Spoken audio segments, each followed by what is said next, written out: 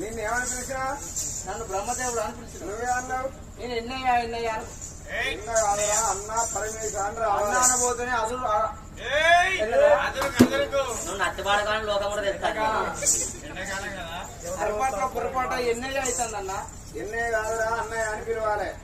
తమ్ముడారా అన్న మప్పలేదు మాయలేదు మాయవలసిన నడిచినట్టు ఎవరిదో కనిసోకం మనకు చుట్టుముట్టింది.